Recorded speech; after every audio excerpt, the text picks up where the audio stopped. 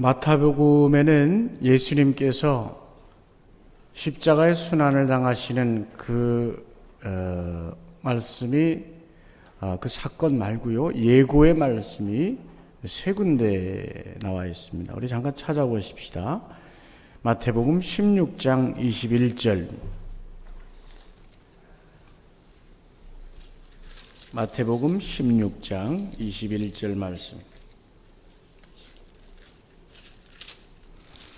다 같이 한 목소리 읽어보실까요? 함께합니다. 시작. 이때로부터 예수 그리스도께서 자기가 예루살렘에 올라가 장로들과 대제사장들과 서기관들에게 많은 고난을 받고 죽임을 당하고 제3일에 살아나야 할 것을 제자들에게 비로소 나타내시니. 아멘. 그리고서 베드로가 예수님을 붙들고 항변했다가 혼나는 장면이 바로 여기입니다. 또 두 번째는 17장 23절의 말씀입니다. 한 장 넘기면 17장 22절부터 읽어봅시다. 22절 23절 함께 읽겠습니다. 갈릴리에 모일 때에 예수께서 제자들에게 이르시되 인자가 장차 사람들의 손에 넘겨져 죽임을 당하고 제3일에 살아나리라 하시니 제자들이 매우 근심하더라. 처음에는 베드로가 항변을 했다가 대단히 혼이 난 장면을 방금 읽었고, 지금 이번에는 이제 고난을 받고 죽으시는 사건, 그리고 또 부활의 이야기도 주님이 예고하실 때 제자들이 속상해했습니다. 근심했습니다. 왜 주님이 자꾸 이런 말씀을 하실까? 무슨 일이 일어나는 걸까? 불안하고 염려했던 것이죠. 20장 오늘 본문에 우리가 읽은 본문, 바로 이 말씀 17절에서부터 19절 말씀은 이 세 예수님의 순환의 예고 중에 가장 자세하게 나와 있는 구절입니다. 다시 한번 읽어보십니다. 17절에서 19절 시작. 예수께서 예루살렘으로 올라가려 하실 때에 12제자를 따로 데리시고 길에서 이르시되 보라, 우리가 예루살렘으로 올라가노니 인자가 대제사장들과 서기관들에게 넘겨짐에 그들이 죽이기로 결의하고 이방인들에게 넘겨주어 그를 조롱하며 채찍질하며 십자가에 못 박게 할 것이나 제 사람에게 날아나리라. 아멘. 가장 구체적으로 주님께서 순환당하시는 이야기를 예고해 들려주고 있습니다. 그런데 오늘 말씀 이렇게 전하고 나서는 무슨 일이 벌어지느냐? 첫 번째는 아까 베드로 장면이 있었다 그랬어요. 두 번째는 제자들이 근심했다 그랬어요.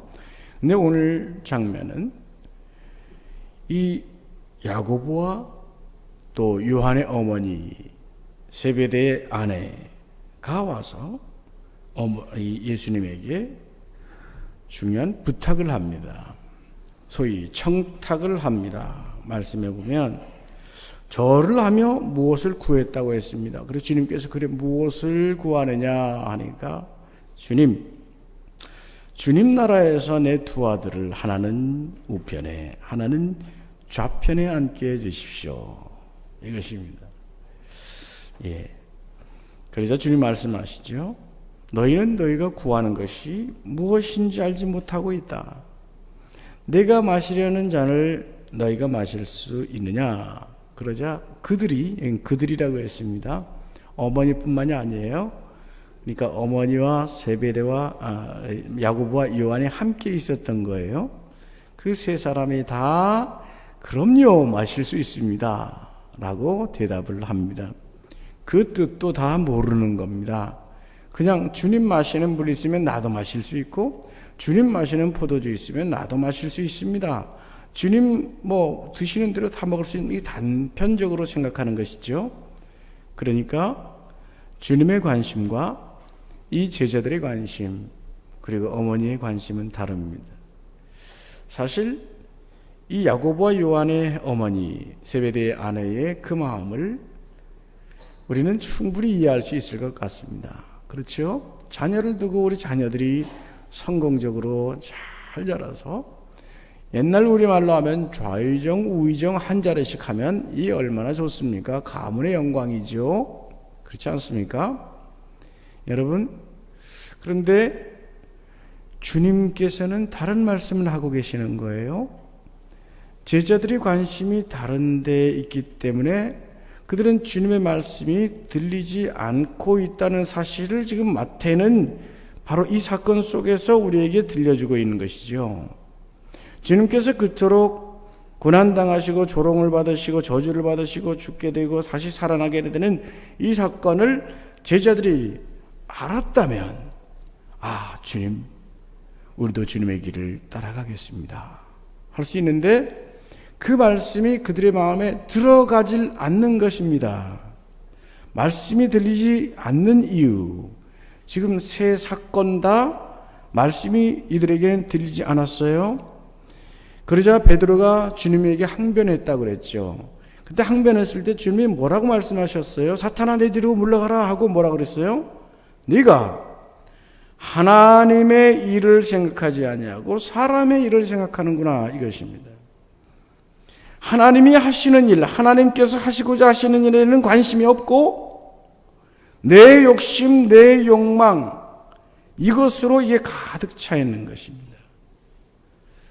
여러분, 말씀을 올바로 듣지 못할 때가 있습니다. 여러분, 큐티도 제대로 잘 하지 못할 때가 있습니다. 그렇죠?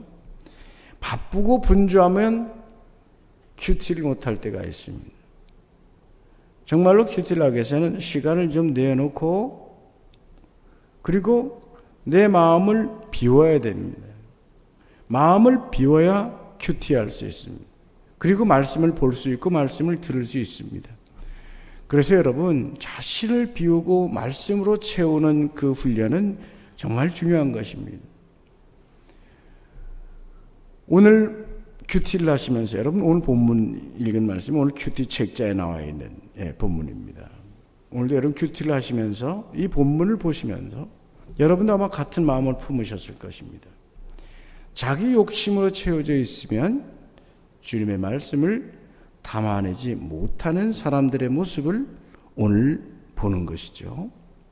그가 바로 야고보와 요한입니다. 이들은 욕심이 있습니다. 또 이들을 뒤에서 뒷받침하는 또 한 분의 서포터가 있습니다. 어머니입니다. 이분에게도 욕심이 있습니다. 그래서 이들 형제 어머니가 예수님께 절을 하며 청탁을 한 것입니다. 여러분은 이 장면을 보시면 무슨 생각을 하셨습니까? 여러분, 욕심이라는 건 말입니다. 욕심 자체로 악한 것은 아닙니다. 영어로 desire라는 이 말, 욕심 자체는 사람이 가진 감정의 일종입니다. 그것은 가치 중립적으로 얼마든지 생각할 수 있습니다. 어린 아기는 어머니의 사랑을 갈망하는 욕심이 있게 마련입니다. 사람은 누구나 생명의 안전을 지키고자 하는 본능적인 욕심이 있습니다. 소유의 욕심이 있죠. 권력을 지향하는 욕심도 있고 명예의 욕심도 있습니다. 누구에게나 있는 것입니다. 가치 중립적으로 객관적으로 욕심이라는 그 주제를 생각해 볼 수가 있단 말입니다. 그것 자체가 나쁜 것이 아닙니다. 다만 이 욕심의 방향을 어디에 두느냐 하는 것이 주님의 사람과 주님의 사람이 아닌 사람이 다른 것이죠. 그냥 다시 단편적으로 얘기하면 이 욕심을 주님도 가지셨습니다. 주님의 욕심은 무엇이고 제자들의 욕심은 무엇입니까? 주님의 욕심은 영혼들이요, 제자들의 욕심은 권력입니다. 주님의 사람과 주님 밖에 있는 사람들, 주님을 주인으로 고백하는 사람과 또 주님을 주님으로 고백하지 못하는 사람들의 차이도 바로 이것입니다. 주님이 나의 주인이시라는 고백, 예수께서 나의 주인이시라는 고백은 그래서 대단히 중요한 우리 인생의 핵심 가치가 됩니다. 그 신앙의 가치가 중요합니다. 세상 사람들은 우리 믿음을 잘 이해하지 못합니다. 우리 주변의 어떤 종교도 모두가 내 평안을 위해서 종교를 갖는 것이라고 가르치고 있습니다. 교과서도 가르치고 상식도 그렇게 가르치죠. 어느 여자대학교 가서 한 학기를 내내 이 기독교를 전하면서 가르친 적이 있습니다. 열심히 따라오죠. 웃기도 하고 시험도 보고 잘 씁니다. 근데 6개월 한 학기 딱 지나서 어떤 사람들은 상당히 신앙의 진전이 있어 보이는데 전혀 그 신앙에 진전이 없는 사람들, 이렇게 보니까 원래는 무엇이었나 했더니 기독교에 있던 사람들은 그 학기를 통해서 기독교 학교의 그 가르침을 통해서 많은 진전 발전이 있는데 타종교, 특히 불교에 속했거나 아무 종교도 없었던 친구들은 그게 한 학기 내내 이 기독교를 배우지만 전혀 그 이해가 안 되는 것들을 봤습니다. 이유가 있습니다. 모두가 기독교 외의 모든 종교들 또 안 믿는 사람들은 모두가 주인이 자기 자신입니다. 내가 주인입니다. 내가 모르면 하나님도 없습니다. 내가 인정하지 않으면 신이 무슨 소용이 있느냐고 말합니다. 한 학기 끝나가지고 한번 질문들을 해보라 해서 질문지를 쭉 제가 읽어보는데 보니까 종교는 우리 사람의 마음의 평화를 위해서 종교가 있는 것 아닙니까? 사람 먼저 있는 것이지. 근데 기독교 학교라고 이렇게 기독교를 필수 과목으로 해서 가르칩니까? 이런 말을 들어본 적이 있습니다. 세상과는 달리 우리 지금 기독교인들이 가지고 있는 가치관은 세상과는 사실 엄청나게 다릅니다. 우리가 지금 이 믿음으로 살아가는 것과 전혀 믿음 없이 살아가는 사람 혹은 타종교에 있는 사람들의 이 가치관 자체가 여러분 완전히 세계관 자체가 다릅니다. 우리가 그리스도인으로 주님을 고백하는 것, 여러분 이것은 기본적으로 이 세상 가운데 말씀의 역사를 바라볼 수 있고 말씀의 계시가 있고 말씀의 인도하심이 있다는 고백 속에서 나타납니다. 그것을 시편 147편 15절 19절에서 시인은 이렇게 기록합니다. 시편 147편 15절에서부터 우리 다 같이 한번 읽어보실까요? 스크린에 준비되어 있습니다. 함께 합니다. 그의 명령을 땅에 보내시니 그의 말씀이 속히 달리는도다. 잠깐만요. 그의 명령을 땅에 보내시니 그의 말씀이 속히 달리는도다. 하나님께서 지금 이 우주 만물, 작게는 우리 대한민국 이 땅, 혹은 이 흑석동, 혹은 서울, 이 땅에 말씀을 지금도 전하신다는 거예요. 말씀을 땅에 보내신다는 거예요. 태초에 천지를 창조하신 그 말씀이 지금 보내지신다는 거예요. 그러니 여러분 일주일 전만 해도 영하 5도 막 이랬습니다. 한 3주 전에 영하 17도 우리 겪었잖아요. 지금은 영상입니다. 봄은 이렇게 오는 것입니다. 이 모든 것이 시인은 이렇게 고백하는 것이죠. 주의 말씀이 땅에 보내셨기 때문에 그렇다. 눈을 다 읽어보십시다. 시작. 눈을 양털같이 내리시며 서리를 재같이 흩으시며 뿌리시나요. 누가 능히 그의 추위를 감당하리요. 그의 말씀을 보내사 그것들을 녹이시고 바람을 불게 하신즉 물이 흐르는도다. 그가 그의 말씀을 야곱에게 보이시며 그의 율례와 규례를 이스라엘에게 보이시는도다. 아멘. 이 시인의 고백처럼 하나님의 임재는 자연 만물 속에서 드러납니다. 그리고 오늘 본문에 보면 누구? 야곱에게 드러난다고 했습니다. 하나님의 택하신 자, 그리고 이 온 만물 속에서 하나님의 말씀의 계시가 있다는 것입니다. 그래서 결국 여러분, 하나님을 부정하는 것은 만물의 존재를 부정하는 것이요, 결국은 자기를 부정하는 것이 됩니다. 우리는 주님의 백성으로서 주님이 나의 주인이심을 고백합니다. 세 가지를 정리해 볼까요? 왜 주님이 나의 주인이신가? 하나님이 왜 나의 주인이신가? 첫 번째 한번 읽어보실까요? 첫째, 시작. 창조하신 주인. 우리의 생명이 어디에서 왔습니까? 하나님께서 창조하셨으므로 하나님은 우리의 주인 되십니다. 두 번째, 시작. 새 생명을 주신 주인. 우리가 죄의 길로 갈 때 예수 그리스도를 십자가에 달려 죽게 하셔서 그 보혈로 우리의 생명을 씻어주시고 우리를 새 생명 얻게, 영원한 생명 얻게 하셨으므로 새 생명이심으로 주인. 또 세 번째 시작, 나를 품어 천국으로 인도하시는 주인. 우리를 품어서 천국까지 인도해 가시기 때문에 우리는 그 안에 속해 있습니다. 그 안에 속해 살아가는 것입니다. 근데 기독교인이면서도 주님이 나의 주인임을 고백하지 않고 짬뽕으로 살아가는 사람들이 있습니다. 기독교인이면서 이거 가지고 저거 가지고 다른 신, 우상신 이런 것들도 가지고 살아가는. 여러분, 우리가 주님이 나의 주인이시다. 이 고백은 순수하게 해야 됩니다. 그러므로 우리는 주님의 말씀에 귀를 기울이고 주님께서 갖고 계시는 욕심, 주님의 디자이어, 주님의 욕망, 주님의 마음에 갖고 계시는 것이 무엇인지를 배우며 한 걸음 한 걸음 따라가고 있는 것입니다. 걱정도 많죠. 근심도 많죠. 오늘 권사님 기도하실 때 아주 절박한 심정이 대단했습니다.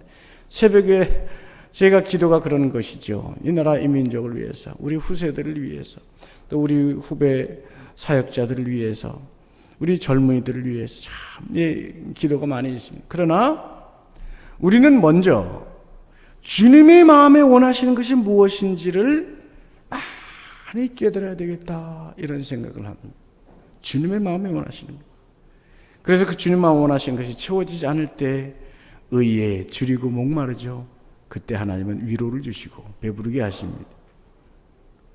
예수님의 욕심은 오로지 하나님의 뜻을 이루고 전하려고 한 것이었습니다. 그것이 바로 십자가를 말씀하시는 것이었고 고난과 죽음의 길을 말씀하신 것이었습니다. 그러나 주님 그 말씀하실 때 제자들은 알지 못합니다. 깨닫지 못합니다. 땅의 가치관에 젖어 있기 때문입니다. 땅의 가치관에 묶여 있기 때문에 천국의 가치관이 들어오지 못하는 것입니다. 그래서 주님은 27절에 너희들 정말 으뜸이 되기를 원하느냐 하고 말씀하시는 것입니다. 27절 다 같이 한번 읽어보시겠습니다. 너희 중에 시작, 너희 중에 누구든지 으뜸이 되고자 하는 자는 너희의 종이 되어야 하리라. 아멘.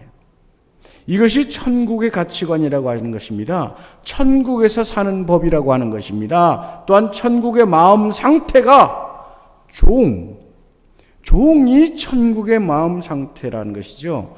그래서 벌써 제가 여러분에게 여러 말씀드리지 않았어요.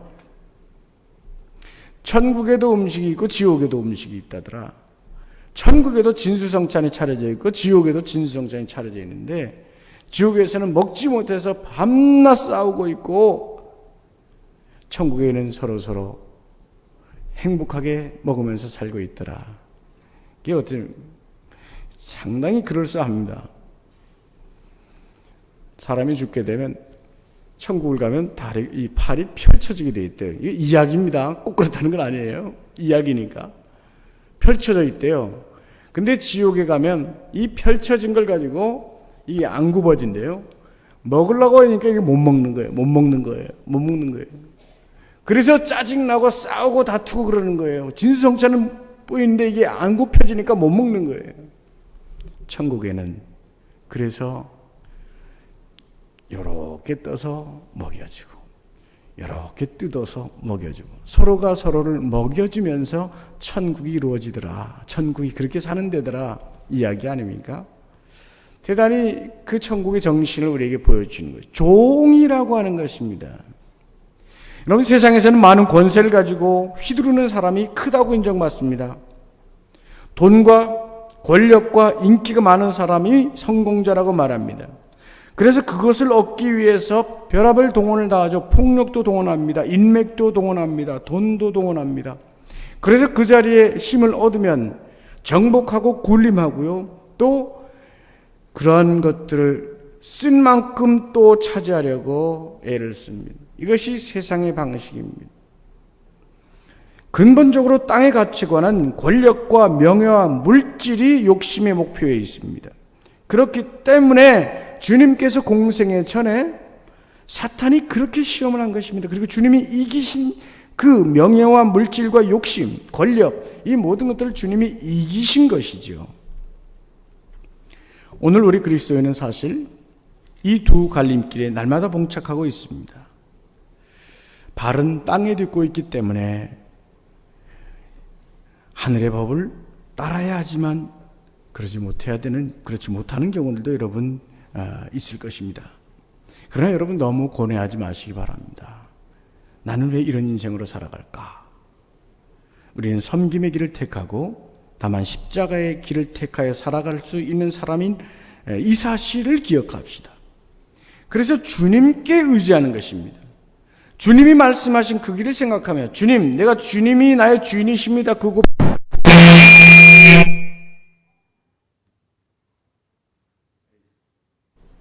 괜찮습니까? 네.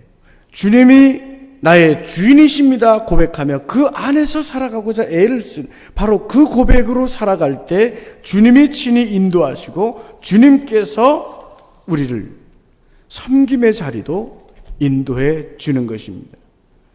우리가 말씀을 순종하고 말씀을 동행하고 말씀 안에 성숙해 가는 것 바로 이것입니다. 우리는 부단히 자기를 비우는 훈련을 해야 되죠. 이해 타산을 버리고 주님의 말씀의 길을 기울이는 그 훈련을 해야 됩니다. 우리가 이런 십자가의 길 혹은 섬김의 길을 갈 때 사람들은 얘기할 수 있습니다.